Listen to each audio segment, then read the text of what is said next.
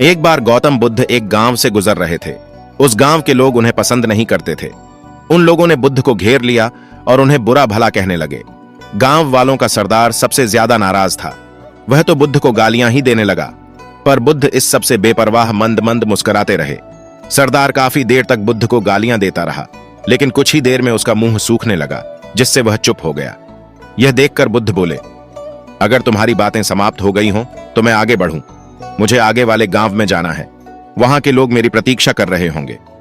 यह देखकर गांव का एक व्यक्ति बोला, हम लोग तुम्हारा अपमान कर रहे हैं, तुम्हें गालियां दे रहे हैं, लेकिन तुम इसका जवाब देने के बजाय मुस्कुरा रहे हो।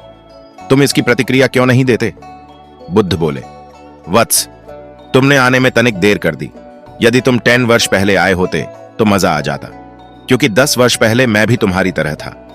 अगर उस समय तुम मुझे बुरा भला कहते, गालियां देते, तो मैं भी क्रोधित हो जाता। मैं तुम्हें इससे भी अधिक गालियां देता हो सकता है, पर अब मैं आगे बढ़ गया हूं। अपना क्रोध घृणा सब पीछे छोड़ आया हूं। अब मैं उस जगह पर पहुंच गया हूं जहां तुम्हारी गालियां पहुंचने में असमर्थ हैं। तुमने मुझे गालियां दी, यह तुम्हारी भावना है, लेकिन तुम्हारी यह भावना मुझ तक पहुंच ही नहीं रही। मैं इससे आवेशित तभी होऊंगा जब मैं इसमें भागीदार हो जाऊंगा, जब मैं इन्हें स्वीकार कर लूंगा। लेकिन मैं तो तुम्हारी इस क्रिया से निरपेक्ष हूं, इससे बहुत दूर हूं, इसलिए मैं अब भी पहले की तरह शांत हूं। यह सुनकर सरदार बोला, अरे ऐसे कैसे? मैंने तो तुम्हें गालियां दी हैं और वो पूरे गांव वालों के सामने दी हैं, फिर उसे लेने या ना लेने का क्या मतलब है? बुद्ध बोले, वत्स, कल मैं एक गांव में गया था। वहां के लोगों ने मेरा प्रवचन सुना। वे बहुत प्रसन्न हुए। गांव का मुखिया मेरे लिए मिठाई लेकर आया और उसे खाने का आग्रह करने लगा। मैंने कहा कि मेरा पेट भरा हुआ है, इसलिए मैं इसे ग्रहण नहीं कर सकता। यह सुनकर वह व्यक्ति मिठाई वापस लेकर चला गया, क्योंकि जब तक मैं कोई चीज लूंगा ही नहीं तो कोई मुझे कैसे दे पाएगा?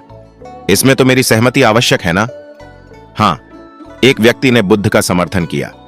बुद्ध ने पुण्य पूछा, जब मैंने मिठाई लेने से मना कर दिया तो उन लोगों ने उसका क्या किया होगा?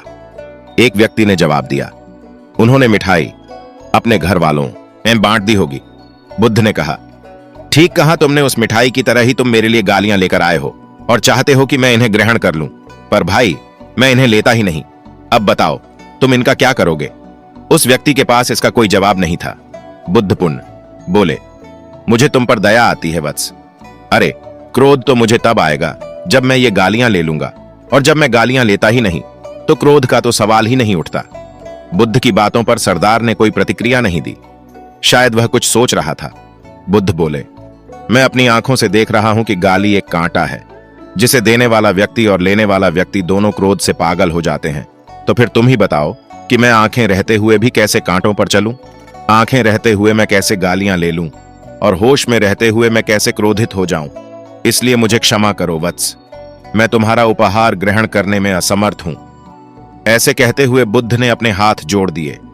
बुद्ध की बातें सुनकर सरदार लज्जित हो गया। उसकी आंखें छलछला आईं।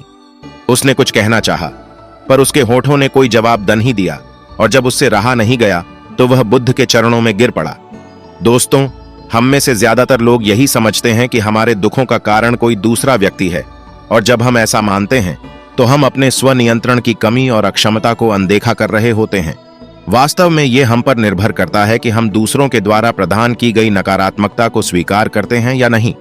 अगर हम नकारात्मकता को स्वीकार करते हैं तो हम अपने पैरों पर कुल्हाड़ी मारते हैं, और जब हम उसे अस्वीकार कर देते हैं तो घृणा, क्रोध, हिंसा हर किसी से मुक्त हो जाते हैं।